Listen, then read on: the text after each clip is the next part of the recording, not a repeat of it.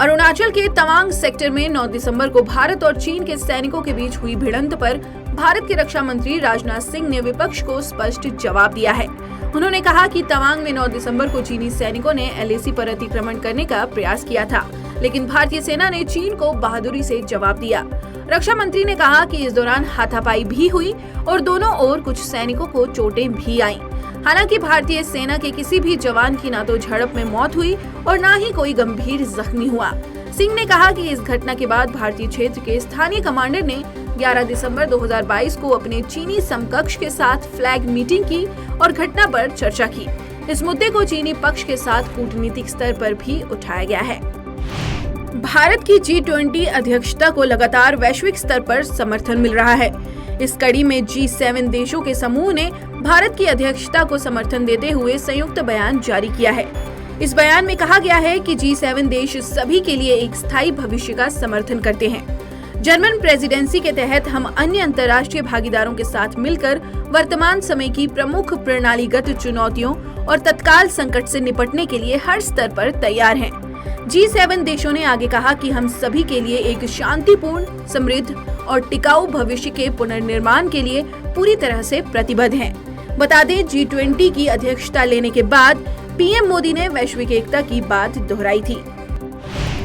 भारत चीन के सैनिकों के बीच 9 दिसंबर को तवांग में हुई हिंसक झड़प के बाद मामला काफी गर्मा गया है। कांग्रेस इस मामले को लेकर संसद के दोनों सदनों में चर्चा कराने की मांग कर रही है। ऐसे में गृह मंत्री अमित शाह ने दावा किया कि बीजेपी के शासन में कोई भी भारत की 1 इंच जमीन को भी कब्जे में लेने की हिमाकत नहीं कर सकता है। शाह ने कांग्रेस पर हमला बोलते हुए कहा कि जिस वक्त गलवान में हमारे जवान चीनी सेना के साथ भिड़ रहे थे, तब कांग्रेस के लोग चीनी नेताओं के साथ मिल रहे थे।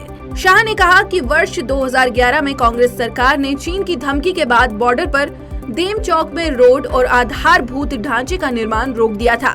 उन्होंने कहा कि कांग्रेस के समय ही चीन ने हजारों किलोमीटर जमीन हमसे हड़प ली। शाह ने कहा कि राजीव गांधी फाउंडेशन को 2005 से 2007 के दौरान चीनी दूतावास से 1.35 करोड़ रुपए का अनुदान मिला।